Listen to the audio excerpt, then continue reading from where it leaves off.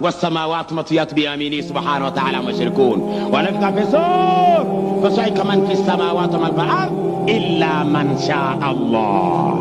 Siku ipo wanafika peso, siku ipo ambayo itapulizwa katika paragumu baada ya Israfil kupuliza katika paragumu viumbe wote walioko juu ya mbingu, malaika walioko ardhini, binadamu, majini, ndege, wadudu, wanyama, kila kitu kitakufa kwa paragumu illa man sha Allah. Istithna iko hapo, kuna viumbe hawatakufa kwa ile paragumu, itapigwa siku hiyo viumbe wote watakufa, isipokuwa viumbe namna 4 au namna 5 hawatakufa.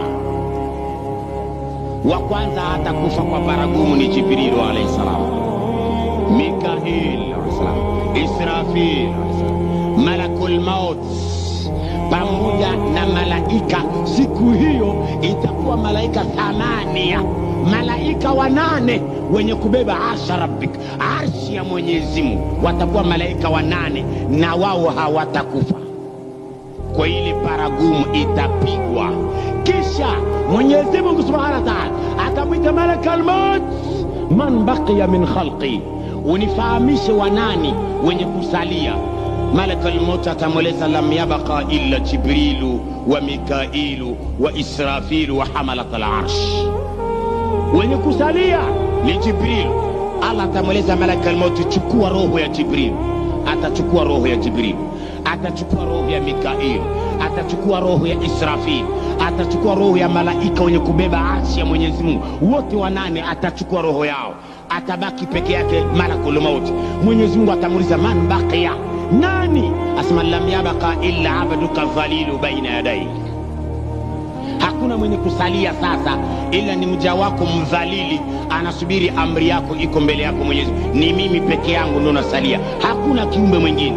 Atamweleza mimi nimetangulia kusema kullu nafsi dhaikatul maut, hakuna kullu man alayha fan wa yabqa wajhu rabbika dhul jalali wal ikram. Nilisema hakuna kitu kitasalia, na wewe haraka chukua roho yako mwenyewe, wewe mwenyewe chukua roho yako. Atakwenda baina ya arshi ya Mwenyezi Mungu, atachukua roho yake. Nabii Muhammad sallallahu alaihi wasallam anatueleza siku hiyo ule Malakul Maut Israeli atakapochukua roho yake, wangelikuwepo viumbe wote wangelikufa kiasi ulimwengu wote utatikisika, ulimwengu utatikisika, lakini atasalia ni peke yake Mwenyezi Mungu Subhanahu wa Ta'ala. Wakati huo anachukua roho yake, atasema bi'izzatika wa jalalika law kuntu a'lamu anna sakarata al-maut shadidatu hakadha la talabtu minka ya rabbi an tu'afiyani min qabd arwahi al-ibad. Mwenyezi Mungu, kiasi najihisi machungu ya kufa, kama ndo nilikuwa najua habari hizi tangu zamani, ningekuomba Mwenyezi Mungu usinipe kazi ya kuchukua roho ya wanadamu. Kumbe ndo kiasi nilikuwa kijihisi hii, nilifikiri ni masaha mimi najihisi leo. Wallahi ningelikuwa najua habari hizi, uchungu huu, ningelikuomba tangu mbele Mwenyezi Mungu usinipe hii kazi, nipe kazi nyingine kama kazi ambayo malaika wengine wanayo. Ningelikuomba Mwenyezi Mungu Subhanahu wa Ta'ala.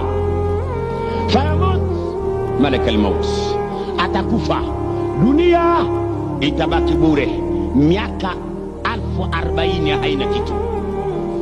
Wayasalunaka anil jibal faqul yansifuha rabbi nasfa fayadharuha qa'an safsafa la tara fiha iwajan wala amata. Allah anatueleza kwamba wanakuuliza mtume habari ya milima, eleza milima itakuwa haitakuwepo. Allah atatuma upepo, utatokea mashariki.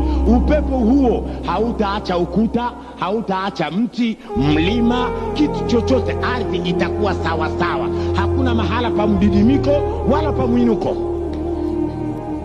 Kisha ataamrisha maji ishuke katika mbingu, maji itakuja katika mbingu na maji itatoka ardhini, maji itajaa miaka 1040 nyingine. Kisha Mwenyezi Mungu Subhanahu wa Ta'ala ataamrisha maji iondolewe. Baada ya kuondolewa, ardhi itabaki bure miaka 1040 nyingine.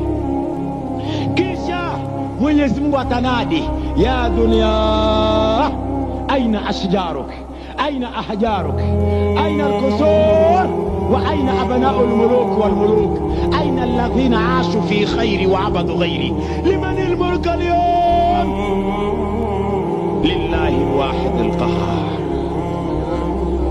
Siku hiyo atapiga kelele Mwenyezi Mungu, hakuna kitu chochote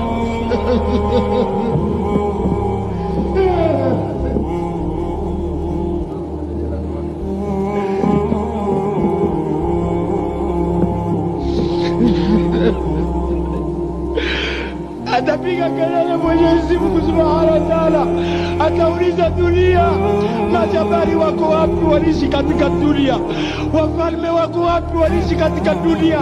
Wako wapi niliwapa maisha mazuri wakaabudu vitu vingine badala kuniabudu mimi Mwenyezi Mungu Subhanahu wa Ta'ala?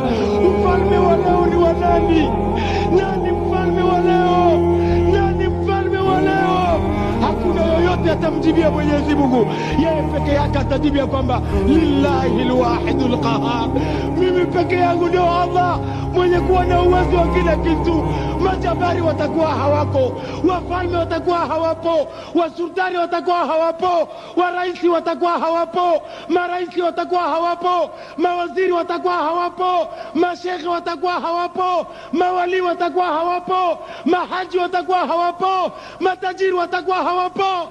Atasalia peke yake Mwenyezi Mungu Subhanahu wa Ta'ala. Ufalme uko wapi mpaka tumsahau Mwenyezi Mungu Subhanahu wa Ta'ala? Na hali tutarudi kwa Mwenyezi Mungu, tukitaka tusipotaka tutarudi kwa Mwenyezi Mungu. Mwenyezi Mungu Subhanahu wa Ta'ala akinadi ya kwamba kullu man alayha fan, kullu man alayha fan, kila kitu kitakwisha, kila kitu kitakwisha, tabaki mimi peke yangu Mwenyezi Mungu Subhanahu wa Ta'ala. Ujabari uko wapi mpaka tumsahau Mwenyezi Mungu? Neema ndogo ambazo tunapewa na Mwenyezi Mungu zinatusababisha tumkufuru Mwenyezi Mungu, tumsahau Mwenyezi Mungu. Na kesho tutakwenda kwa nani? Kesho tutakwenda kwa nani tukisha kumsahau Mwenyezi Mungu? Hizi hanasa za dunia zinatusababisha tumwabudu Mwenyezi Mungu. Tunakuwa ni majabari, kufanyiza ufisadi, kufanyiza maasi usiku na mchana, tunamsahau Mwenyezi Mungu Subhanahu wa Ta'ala. Tutamweleza nini Mwenyezi Mungu ya kwamba hatukufikiwa, hatukujiliwa na watu wa kututahadharisha adhabu ya Mwenyezi Mungu, na hali tunaendelea usiku na mchana kumsahau Mwenyezi Mungu Subhanahu wa Ta'ala? Na Nabii Muhammad sallallahu alaihi wasallam akitueleza kwamba la yatiyanna ala nas, la yatiyanna ala nas yuhibbuna fi khamsa wa yansawna khams. Zama ipo, itakuja watu watapenda mambo matano na watasahau mambo matano. Jambo la kwanza, yuhibbuna ad-dunya wa yansawna al-akhirah. Viumbe watapenda dunia hii na watasahau akhirah. Jambo la pili, yuhibbuna al-makhluq wa yansawna al-khaliq. Viumbe watawapenda viumbe wenzao, watamsahau Mwenyezi Mungu Subhanahu wa Ta'ala. Jambo la tatu, yuhibbuna al-qusur wa yansawna al-qubur. Viumbe watapenda manyumba yao na watasahau makaburi yao. Jambo la nne, yuhibbuna al-mala wa yansawna al-hisab. Watapenda mali zao na watasahau siku Mwenyezi Mungu atawauliza kwa mali yao. Jambo la tano, yuhibbuna dhunuba wa yansawna tauba. Wanadamu watapenda madhambi usiku na mchana, watasahau mlango wa kutaka toba kwa Mwenyezi Mungu Subhanahu wa Ta'ala. Sallu ala rasulillah. Nabii Muhammad sallallahu alaihi wasallam baada ya kuwa ulimwengu utabaki bure, atasalia peke yake Mwenyezi Mungu Subhanahu wa Ta'ala miaka 1040 tena. Kisha Mwenyezi Mungu atafanyiza hai wale viumbe wa mwisho waliokufa, nao ni Jibril, Mikail, Israfil, Malak al-Maut, na wale viumbe wenye kubeba arshi ya Mwenyezi Mungu. Atawafanyiza kuwa hai Mwenyezi Mungu Subhanahu wa Ta'ala. Baada ya kuwafanyiza hai, Israfil atapuliza katika paragumu. Atakapopuliza katika paragumu kupuliza, watu watatoka makaburini mwao ashtatan liyurau a'malahum. Watu watatoka makundi makundi makaburini mwao kila mtu ana wasiwasi aone kitu gani kakitenda kwa sababu ya Mwenyezi Mungu, kitu gani ambacho alitenda duniani kitakachosalimisha roho yake siku nzito. Yauma la yanfa'u mal wala banun illa man ata Allah biqalbi salim, siku ambayo mali ya mtu haitamfaa, watoto wa mtu hawatamfaa, ila mtu atafika na roho ya kujisalimisha na adhabu ya Mwenyezi Mungu. Yauma yafiru almar'u min akhihi wa ummihi wa abihi wa sahibatihi wa banihi likulli imrin minhum yawma idhin sha'nu yughnihi. Siku hiyo mtu atamkimbia baba yake, atamkimbia mtoto wake, atamkimbia mke wake, atamkimbia rafiki yake, atamkimbia jamaa yake. Siku hiyo mtu anatafuta jambo ambalo litamsaidia japo nafsi yake peke yake anusuriki na adhabu ya Mwenyezi Mungu. Siku ipo, japo tutafanya chini juu, siku ipo. Wangapi waliishi katika dunia hii? Mawali wa Mwenyezi Mungu wako wapi? Mawali wanawasiliana na Mwenyezi Mungu wako wapi leo? Manabii waliishi katika dunia hii wako wapi? Manabii, na wao ndio mitume wa Mwenyezi Mungu. Nabii Musa, malakul maut anakuja kuchukua roho yake, akakataa. Baadhi ya riwaya akakataa, baadhi ya riwaya. Baada ya kukataa Nabii Musa, malakul maut akaenda kwa Mwenyezi Mungu akamweleza kwamba mimi ulinituma kwa mja ambaye hakubali kufa. Ule mja hakubali kufa, anataka aishi maisha marefu au maisha yote, umri wake wote milele katika dunia. Nifanye nini? Na ni amri yako Mwenyezi Mungu. Allah akamweleza, sasa mweleze Musa, ana ng'ombe wake anaye, ashike katika kiwiliwili cha yule ng'ombe kila nyoa ambalo litafinikwa na kitanga chake cha mkono, kila nyoa moja ni miaka 100 anampa kukaa katika dunia. Kila nyoa moja ni miaka 100 nampa, ambalo litafinikwa na mkono wake. Malaika akaja, Musa, tayari Mwenyezi Mungu anakubali uishi katika dunia.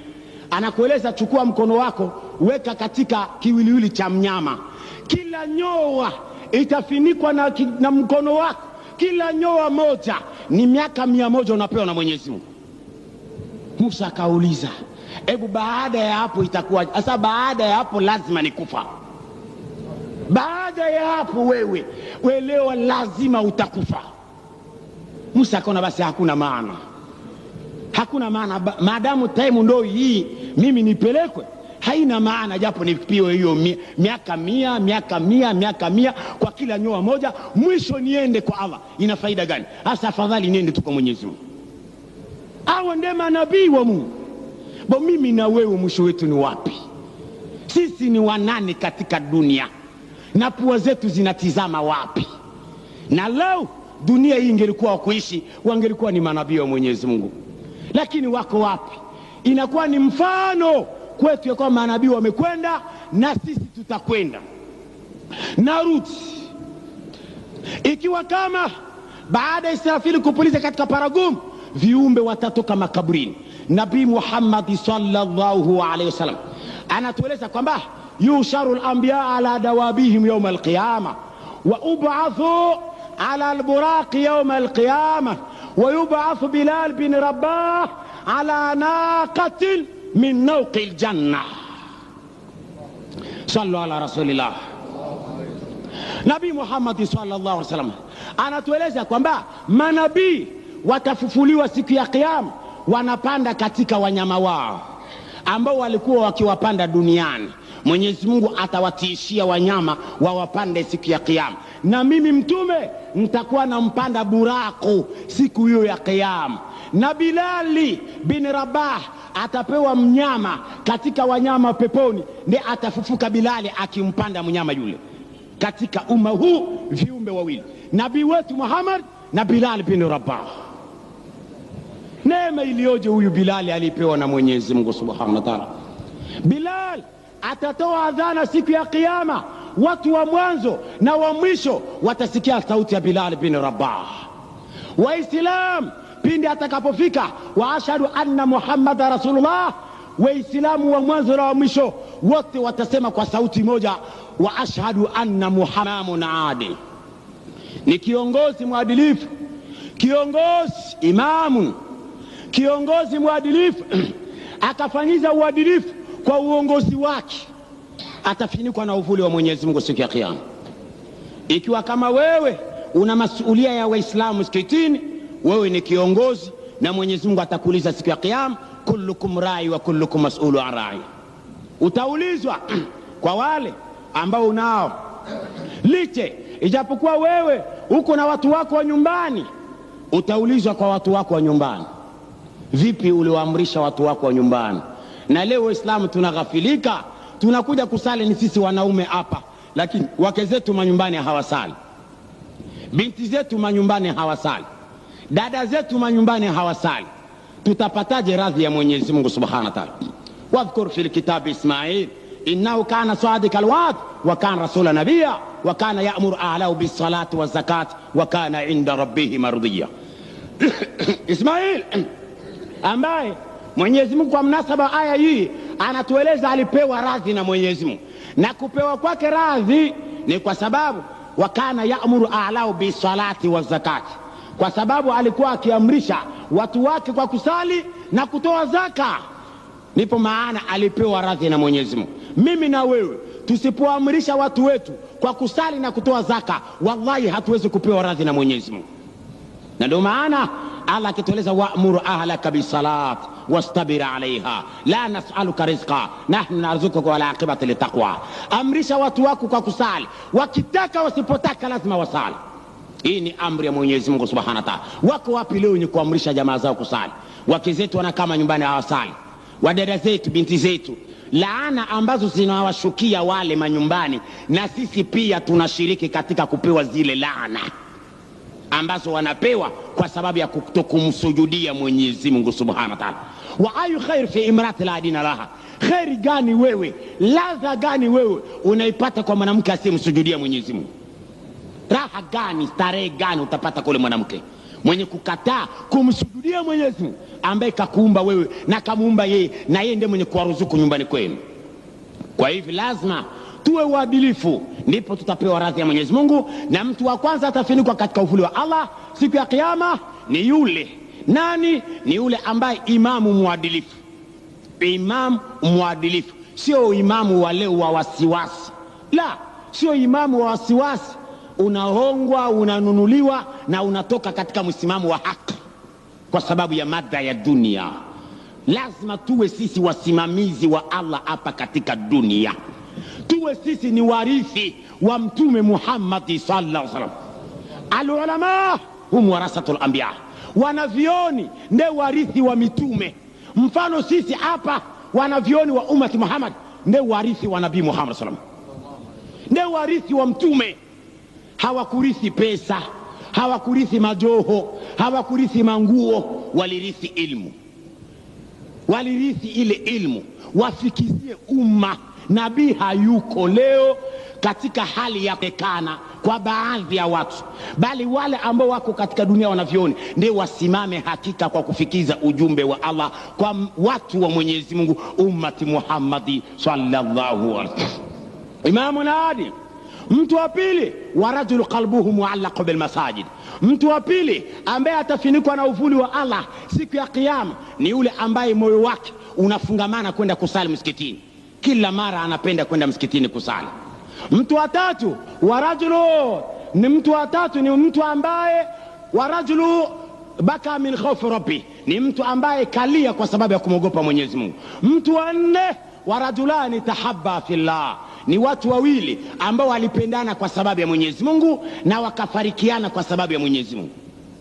Bwana, mimi nakupenda wewe kwa sababu ya Allah.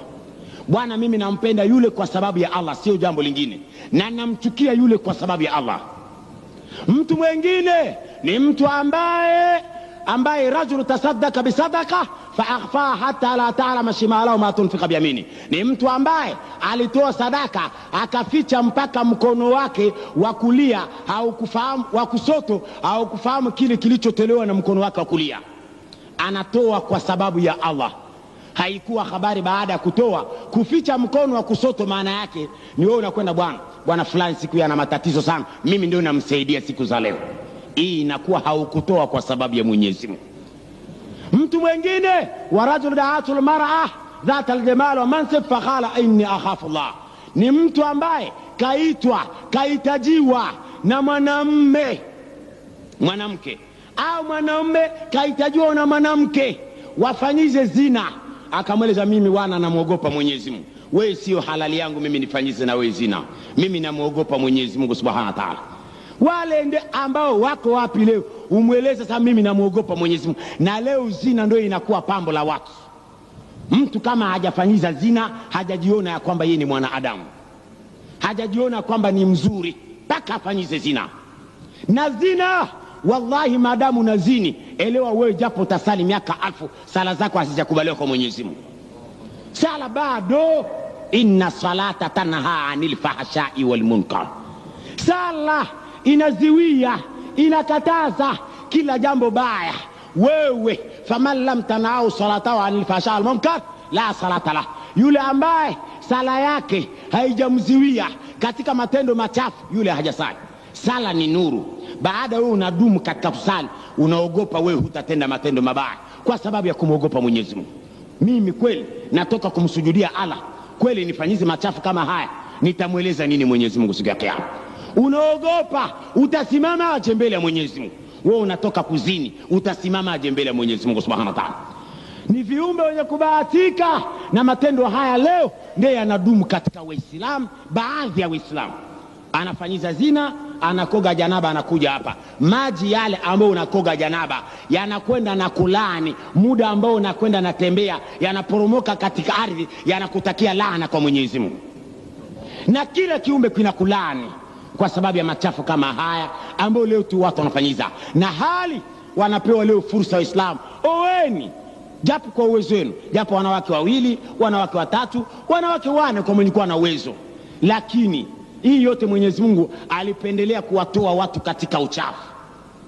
Kama wewe ukiwa na tamaa ya zaidi, oa hadi 2, ikizidi oa 3 hadi 4, haujatosheka tu. Wataka nini? Wataka nini? Utamweleza nini? La yazni zani hina yazni wa huwa mu'min. Mzinifu anapotoa nguo yake kwa kufanya zina, kiasi anavyotoa nguo ndio kiasi anavua Uislamu wake. Na ndio matendo machafu leo yako katika baadhi ya watu, na wanajidai ya kwamba wao ni Waislamu. Tayari ndio wengine hawa ambao wanafanyiza ndoa za muta, ndoa za muda wa muda maalum. Uislamu unaharamisha ndoa za muda. Uislamu unataka ndoa ya kuendelea, ndio ndoa halali, kwa sababu abghadul halali inda Allahi atalaq. Katika vitu vya halali anavyovichukia Mwenyezi Mungu ni talaka. Talaka ni ya halali, lakini ni halali Mwenyezi Mungu anaichukia. Ni halali Mwenyezi Mungu anaichukia. Tayari wengine ndio hawa anafanyiza ndoa kama huko, asa bwana tafadhali wewe mwezi wa Ramadhani ndio usinipikie futari. Usipike futari, unajua mimi bado sijafanya ndoa nzuri, ndoa ya hakika mimi na wewe. Futari ndiye asikupikie, lakini machafu unafanyiza naye usiku na mchana. Unakataa nini na unapenda nini? Machafu unafanyiza naye ya zina, ila futari tu mwezi wa Ramadhani asikupikie. Wewe bado ni Muislamu kweli wewe? Ramadhani gani ambao unafunga wewe, ambao Ramadhani ya madhambi unafanya machafu na mwanamke ambaye si halali yako? Tayari wengineo ndio hawa unawakuta wana vimada, anakwenda kuoa, anaita shekhi, wanakwenda kumooa mwanamke ambaye si Muislamu. Mwanamke si Muislamu, anaalika mashekhe waje wamfanyizie khutbati nikah.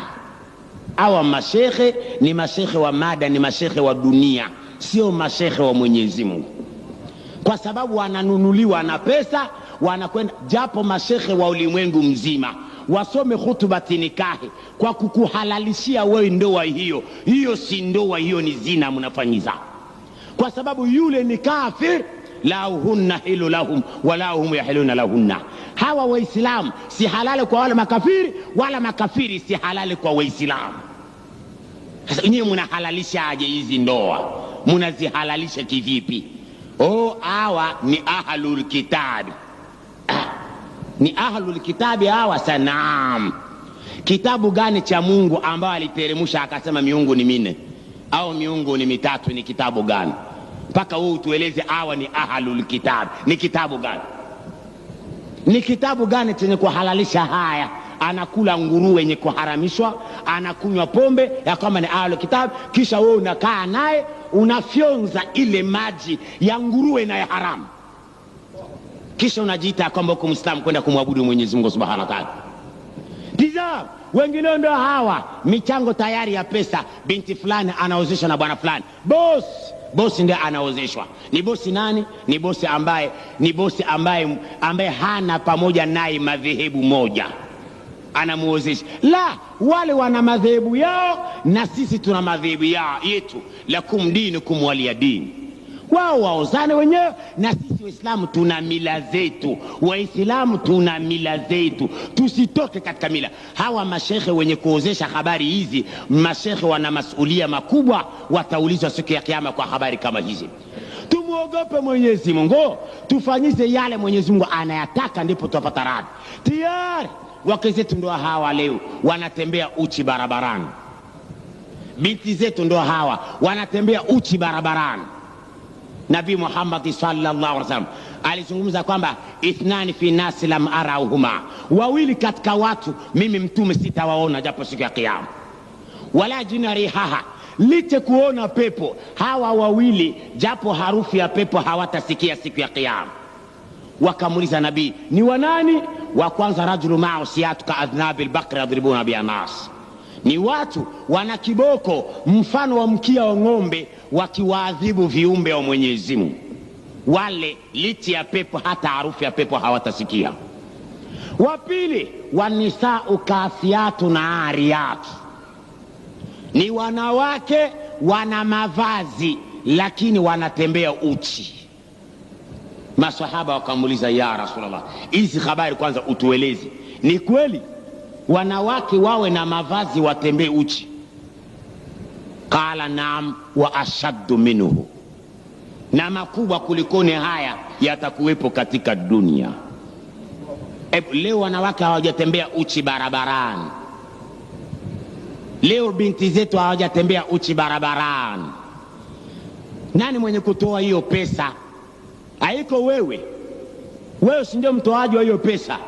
Si ni pesa Mungu alikupa wewe, unatumikisha katika kuwasaidia hawa waovu kwa kufata dunia hii. Wala ntarda anka alyahudu ala nasara hata tatabia milatahum, Mayahudi na Manasara hawatakuwa radhi na nyinyi mpaka mfate mila zao.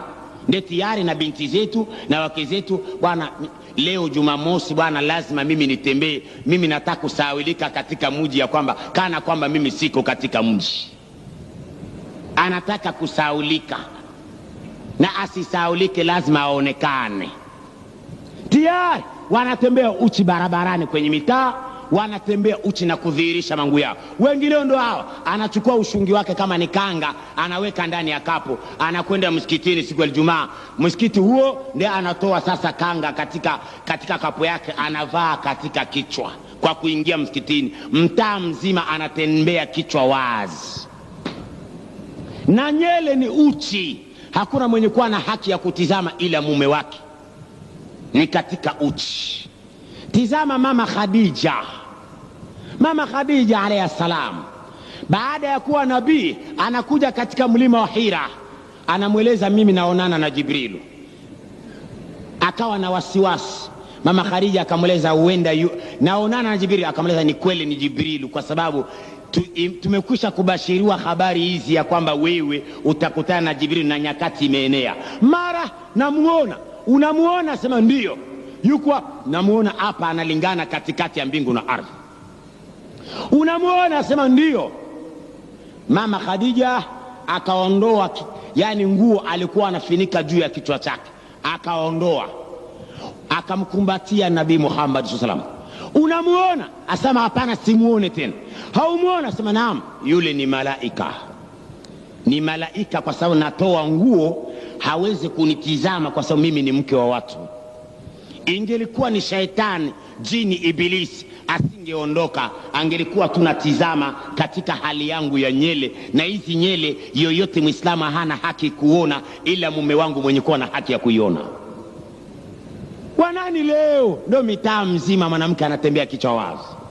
wanaingia katika manyumba ya kiibilisi, anatengeneza na kubadilisha rangi ya nywele zake, anatembea mtaa mzima nywele wazi, kwa sababu nywele zake zimekwisha kutengenezwa, zinakuwa hali ya rangi ya kizungu, hazisifichwe tena, lazima zidhihirishe bayana. Na hali mwenye kuwa na haki ya kuona haya mapambo ni mume wako nyumbani kwako, umustareheshe mume wako. Wako wapi? Wengineo ndo hawa ndugu zake walimtumia kama ni dhahabu. Katika baadhi ya nchi anachukua dhahabu anaweka katika meno, anachukua tu vitu ananunua barabarani anaweka kinywani, anasema cha cha cha, kuna tafuna cha cha cha cha, kuonesha meno hili ya dhahabu hiyo, kuonesha meno hili ya dhahabu ionekane ya kwamba leo ndugu zake au mume wake alimletea meno ya dhahabu kutoka Arabuni. La, ni starehe, ni mapambo. Adhihirishe kwa mume wake nyumbani, ndiye adhihirishe mapambo, sio barabarani. Kwenda natafuna barabarani ni haramu kwa wake wa Kiislamu. Wako wapi wenye kufanya matendo? Tayari maharusini leo hawa tayari kisha kujipaga ina, yani mguu mzima, usiku mzima hakulala, kutengenezwa ina. Tayari anavaa ile abaya kinafiki, anavaa anakokota abaya upande mmoja ili adhihirishe mguu wake, waone barabara nzima kiasi ilitengenezwa ina. Hawa wote wana laana za Mwenyezi Mungu Subhanahu wa Ta'ala. Hii ni mapambo, adhihirishe kwa mume wake nyumbani, sio barabarani. Mwenyezi Mungu akitueleza kwamba wala yubidina zinatahunna illa libu'ulatihinna, hawana haki wanawake kudhihirisha mapambo yao ila wadhihirishe kwa waume zao. Nikirudi katika mada nilizungumza, nilianzia innaka mayitun wa innahum mayitun. Hapa ikiwa mtu fulani ni maiti, maana yake ni roho yake inatenganishwa na kiwiliwili, roho yake inatenganishwa na kiwiliwili. Na kuna watu wengi ambao wanazikwa lakini ni wazima hadi leo. Watu wengi wanazikwa na tunawachukua kwamba ni maiti na hawajawa maiti, ni wazima. Kwa mnasaba wa aya nilitangulia kuizungumza ya kwanza, wala tahsabanna alladhina qutul fi sabili amwat bal ahya'un inda rabbihim yurzaqun. Aya hiyo liche hata Nabii Muhammad sallallahu alayhi wasallam sisi tuaitakidi ya kwamba ni mzima. Vipi tunaitakidi ni mzima na Qur'ani inamweleza innaka mayitu? Vipi? Hapo ndo kidogo nataka nishareheshe. Mwenyezi Mungu anatueleza katika Qur'an ya kwamba wama yuti Allah wa rasula fa ulaika ma'a alladhina an'ama Allahu alayhim minan nabiyyin wasiddiqin washuhada wasalihin wa hasuna ulaika rafiqa. Hapa aya inazungumza watu wane. Mtu wa kwanza minan nabiyyin, daraja ya chini siddiqin, daraja ya chini shuhada, daraja ya chini kabisa salihina. Mwelewe hapo vizuri. Watu wanapokufa, watu wazuri wako daraja 4.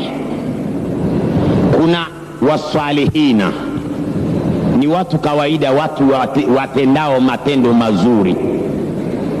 Na kuna mashahidi ashuhada, na wako siddiqin, na kuna nabiyin. Hii ni aya ya Qur'an. Sasa ikiwa kama Qur'ani inatueleza mashahidi ni wazima, unaelewa ya kwamba kuna viumbe wana daraja kulikoni mashahidi? Kwa mnasaba wa aya hii ambayo naizungumza, kwa sababu daraja ya chini ni swalihina, daraja ya juu kulikoni swalihina ni shuhada, daraja ya juu kulikoni mashuhada ni sadiqin, daraja ya juu kulikoni sadiqin ni nabiyin.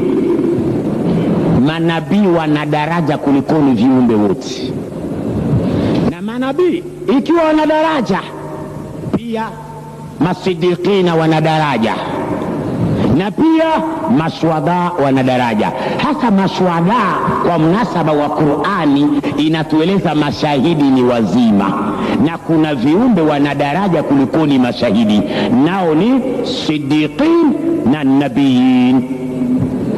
Mpo mnielewa? Lakini hapo au nirejee tena? Bado hamjaelewa hapo? Sallu ala rasulillah. Nabii Muhammad sallallahu alaihi wasallam siku moja aliamkia juu ya mbingu, wa alaikum salamu wa rahmatullah. Wakamuuliza nabii, unaamkia juu ya mbingu ni nani? Akasema Jaafar bin Abdul Muttalib. Jaafar bin Abdul Muttalib. Jaafari mtoto wa baba yangu mimi, mtoto wa baba yangu mdogo mimi, ndiye anapita. Alikamatwa Jaafari kwenye vita, akakatwa mikono miwili. Baada ya kukatwa mikono miwili, akabadilishiwa mabawa mawili ya malaika. Ndiye anapita hapa na kikundi cha malaika, ananiamkia mimi Nabii Muhammad sallallahu alaihi wasallam. Jaafari ambaye alizikwa, watu wanafahamu alizikwa